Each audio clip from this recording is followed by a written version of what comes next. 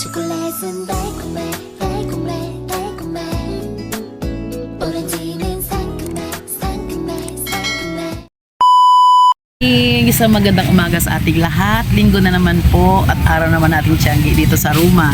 Baka akala nyo sa Roma is ibang bansa ha. Dito lang po ito sa Lambakin. Roma lang po ang tawag sa lugar nito kasi dati mayroon tong Roma Leather Products na pabrika. Kaya natawag na siya yung Roma. Pero sa Lambakin po to, Marilao, Bulacan. 6 pa lang po ng umaga. Ayan, meron na tayong mga customer nag-umpisa na. Folder?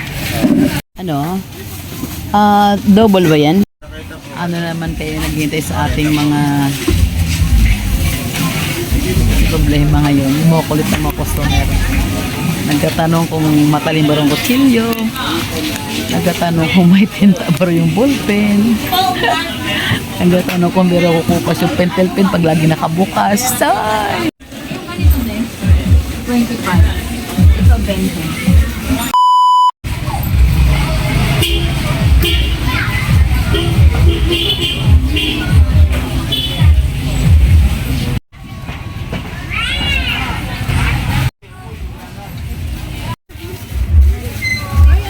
Mga batang machuchulet.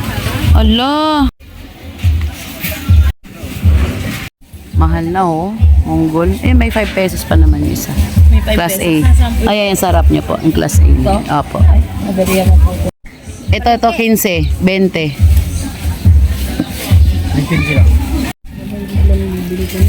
Ayun.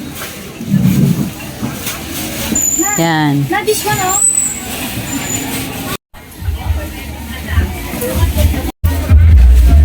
Sige, hawakan mo na to. Sa'yo.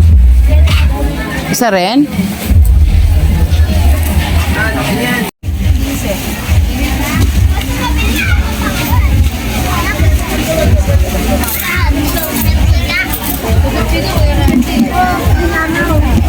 Peraso yan.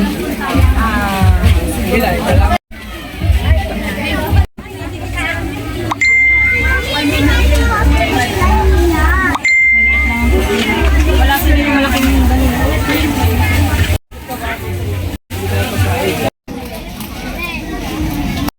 Meron, ayan oh.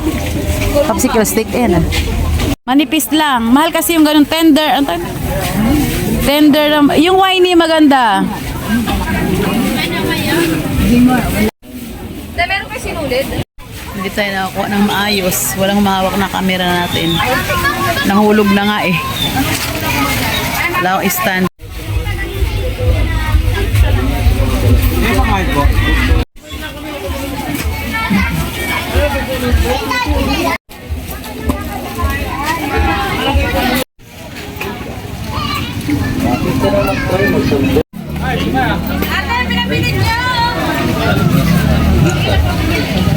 Sana may itlog pa.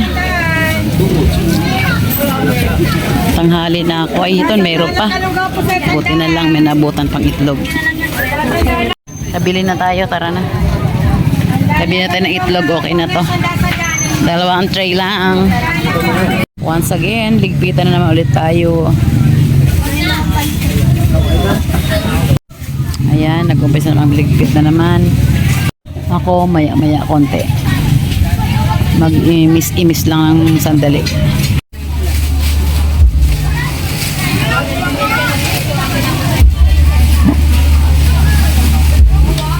Pili ko na lang ako.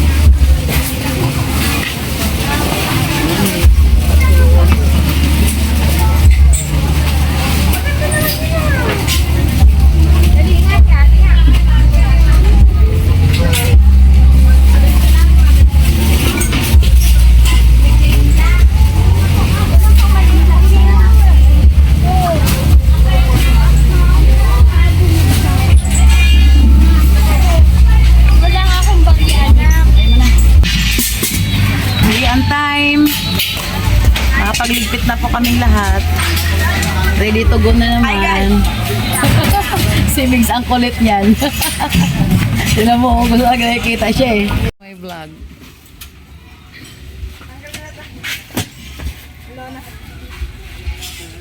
Doon sa dulo muna.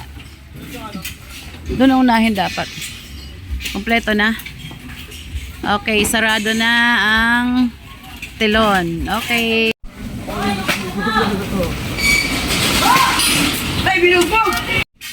Ayan, tapos naman po tayo. Nakakarga na tayo. Ready to go na. Pauwi natin ng bahay. At pagdating ng bahay, as usual, magluluto at magapahinga. Hanggang hapon baka magpads pa ako ng mga kailangan ko i-deliver sa grocery. At ilang araw na siya dinideliver. Dahil lagi tayong busy. Okay, bye for now. Hi, sa bahay na tayo. Ang hirap rin magtiyanggi pero exciting pag yung marami na siyang namimili. At saka wala naman siguro ng trabaho na hindi nakakapagod. Exciting ka mo dahil may mga tanong naman ng customer na out of the world. Ito ang sakalam na tanong. Di pa raw madaling maubos ang tinta ng ballpen. Ay, Char, wag mo gamitin te. Di maubos yan habang buhay. Doon ako ginaganahan sa mga tanong nilang ganyan eh. Tuwang-tuwa ako magtinda pag mga ganyan mo customer. Yung mga tanong nilang mga exciting sagutin. Ay, nako. Kaya nako. Talaga. Mahabang pasensya kailangan pa nag-tiyanggi ka talaga. Ayusin ko na itong aking mga prutas. Umilaw ka po ng carrots sa ito. Pipino. Kulang ang apple eh. Gagawin kong juice mamaya. May juicer ako lang sa hipag ko. Wala akong juicer eh. Siya nga pala, maigsi yung ating video. Kasi nahulog na nga tong ko eh. Sa pagkakamera, nahulog na. Kaya din ako umulit. Tinaya ko nang walang kuha. Kaya maigsi lang, ilang minutes lang yun. Idudugtong ko na lang yung yung in-upload ko sa Facebook. Paano gumawa ng pad, ng pito stamp sa pads. Idudugtong ko lang dito para, kasi sa Facebook, di ba, nawawala siya. Ilagay ko sa YouTube para anytime na gusto mong makita kung paano gumawa, makikita nyo sa video dito sa YouTube. Yun na lang idadagdag ko ha, yun lang idudugtong ko. Kasi okay na naman yun sa unang video ko tungkol sa tiyanggi nung linggo, tapos idudugtong ko na itong paano gumawa ng nakapad na laruan, mga toy pads. Okay? Yun na lang panoorin nyo. Hi!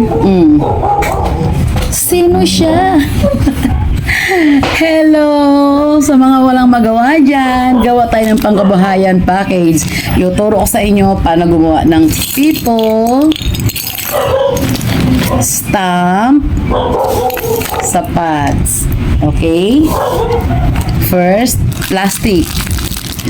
2.5 by 3. 2.5 by 3. Ito na siya kaliit. Siyempre, scotch tape para mabilis. Ito na, bisa na natin. Pito. Ganito lang kasimple. Pag walang magawa, sa bahay lang, okay na. Plastic. Ang liwanag, no? Yan. Sulot-sulot lang ganyan. Okay. Ganyan lang siya.